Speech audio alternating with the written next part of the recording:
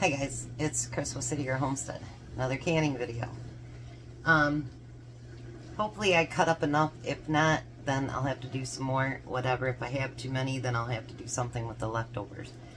But I thought I had 35 pounds of potatoes, but Tom today could only find 4 more bags. And I used 2, so either I only ordered 6 or they shorted me one. I gotta look yet.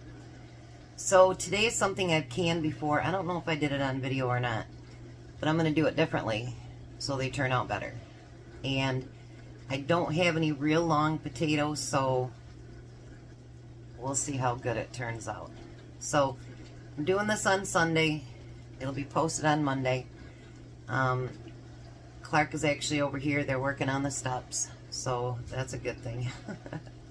Still haven't heard back about our car. But anyway, so first thing we got to do is just the thing that I hate doing, and that's peeling potatoes. I really, really hate peeling potatoes. I do have one of those automatic peelers, but you know what? Honestly, the setup and then you gotta go back and touch them up and everything, I might as well just do it myself. Now, any of those darker spots on there, you can get them out just by hitting it a couple of times with your peeler. You know, Tom actually is the one that got me used to using a peeler, because I've always used just a knife to do my potatoes. I never used a peeler till he came along and he goes, well, you gotta use a peeler. I'm like, you don't have to. So like that one had some dark in there. Now you want to make sure that you soak them in cold water, because otherwise they will turn brown. You hear my dishwasher in the back, sorry, but the chopper that I need for this hasn't been used in years, so I thought, you know what, let's run it through the dishwasher and make sure it's nice and clean before we start doing this. So yeah, but that way I get to wash up breakfast dishes anyway, so there we go.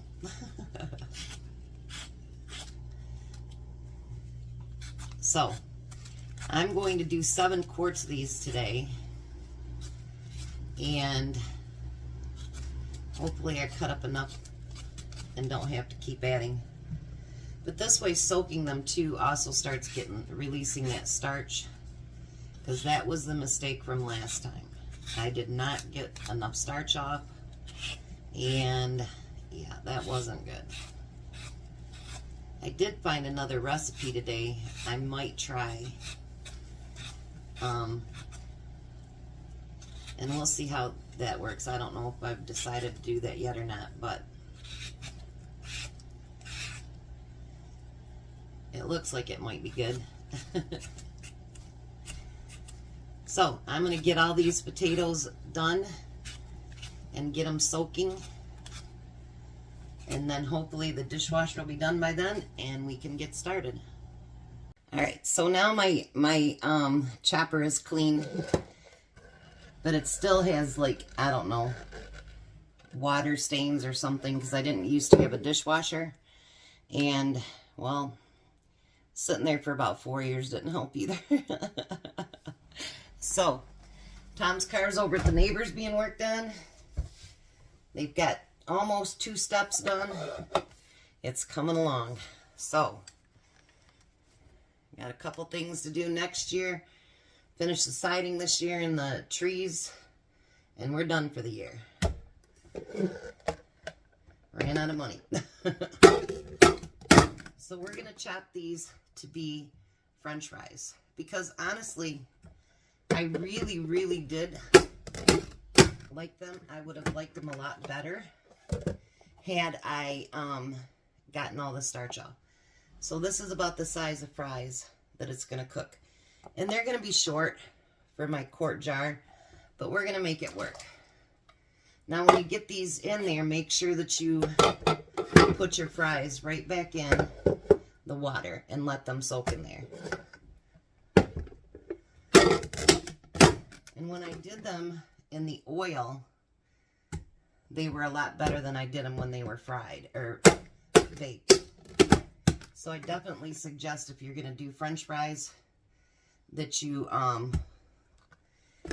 deep fry them. Look at that. I don't even think they make this chopper anymore, to be honest. But I love it. It works great for French fries. And it also has really little ones too, so if I need to chop it fine. Like my big choppers that are automatic, I don't have any of them that'll do French fries.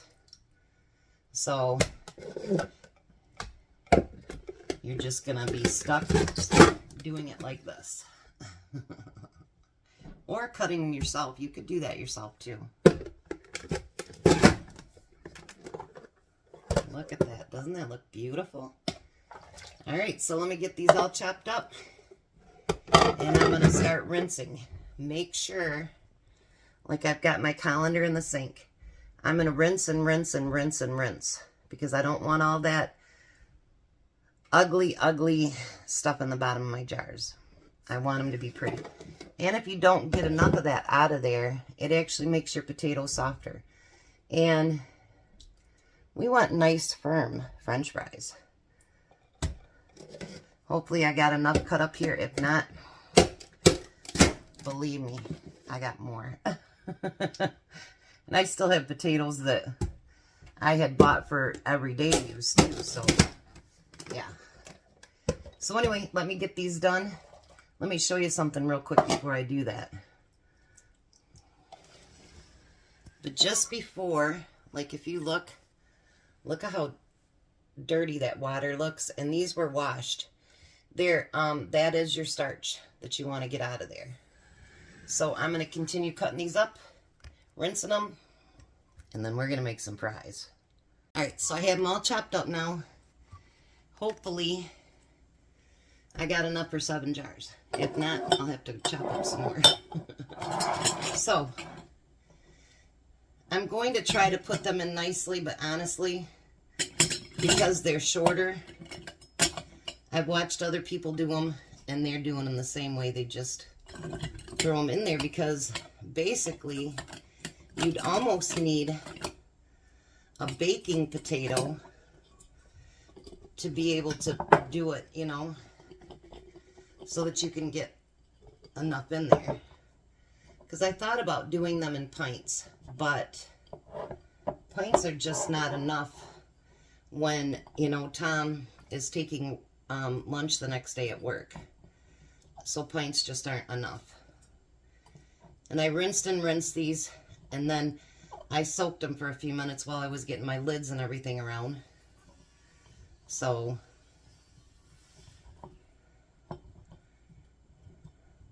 but if you have a smaller family, or like with us, you don't need an extra meal, then by all means, you know, just can them in pints. They'd be 35 minutes instead of 40. That looks pretty full, I think. And then we're going to pour water all the way up to the inch head space. Just like that. And now, even though it's just water and potatoes, you're going to want to debubble them, because like right here's a bubble. You don't want those in there. So still release those bubbles. You see how they float up to the top? You still want to make sure that you debubble. And then it'll let you know if your water level's high enough or not too. I feel like I didn't get enough of the stuff off there, but that's alright. It shouldn't be too bad. Alright. Now we want to clean off the rim. Now you can add salt if you want, but once again, I like to just do mine and do it fingertip tight. I've learned something too. Make sure you don't cross thread your potatoes, because if you do, or anything, your lid will pop off. And you don't want that either. Yeah, I'm definitely not going to have enough for 7.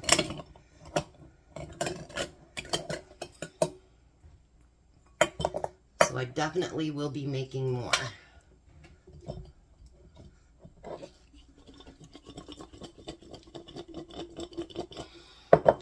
Because my canner can take up to 7 pints, or 7 quarts, I mean.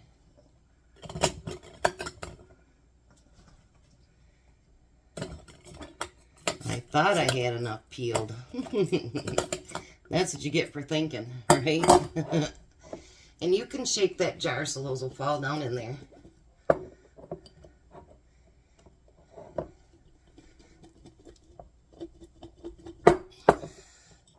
And honestly, I found out that, you know, when we did the other ones and we fried them, even though they were in there crooked and laying at the bottom, they still straightened out. Well, you guys seen me fry them up.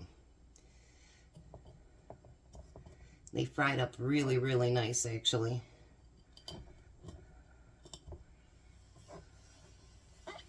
And you know, when you get a chance to save money, like these potatoes, there are a million different ways that you can preserve potatoes. Or anything else that you happen to get on a good deal like that. Groceries are so expensive now that if you can find a way to save money, and whether you're canning it, you're putting it in your freezer, dehydrating it, whatever it happens to be, it's always going to be cheaper today than it is tomorrow. And so, you know, get that stuff in your stock so that you have it for your family. So when everybody else is paying, you know, $4 for 5 pounds of potatoes, you only paid $1, etc., whatever it happens to be. So let me get all these filled up, and I'll probably have to peel some more, and I'll be right back. There's our new steps. Oh, they're beautiful. Thank you, Clark. They're functional. I'll tell you, first time I went up that step, Tom did the same thing. I can't wait to see the grandkids do it tomorrow, too. I put my foot way up high because I'm so used to a great, big, huge step to go up.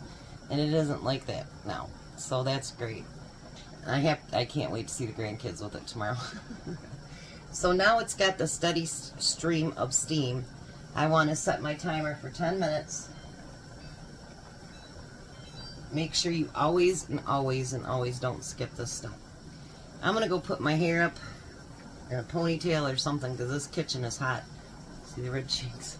I was outside too, so it's hot out. Today would have been a great day to go to the beach, but, well, Tom's car is being worked on, and we could take my car, but what if we get up there and he needs something else? So, you know, next Saturday morning, Tom will be working back on that air conditioner because they ran out of gas. So, hopefully it won't take too long so we can be out and about next weekend. Fingers crossed. And I want to let you know I did use my Superb lids, rings, and jars today. And just because Jarred Up July is over with does not mean that I will stop using their product, because I truly love it. I do. And thank you for everybody that came along with us. It was awesome. But I love my Superb. I'm not switching to any other ones. All American made, guys. Alright. So I'm going to let that go for 10 minutes, and then I'll come back and put my jiggler, weight, whatever you want to call it, back on. Alright, so now I got my jiggler on there, and it's jiggling, and then it's going to stop and start again. So now I can start my timer for 40 minutes. Remember, if you got pints, only do 35. So I'm going to set my timer for 40 minutes. And then we're going to have some beautiful French fries for later down the road. And hopefully they turn out better than my last ones, but they still were really, really good. So, I'm going to relax and cool down for about 40 minutes. And there we go. They're still cooking away. Not all that sludge in the bottom. I think they turned out beautiful.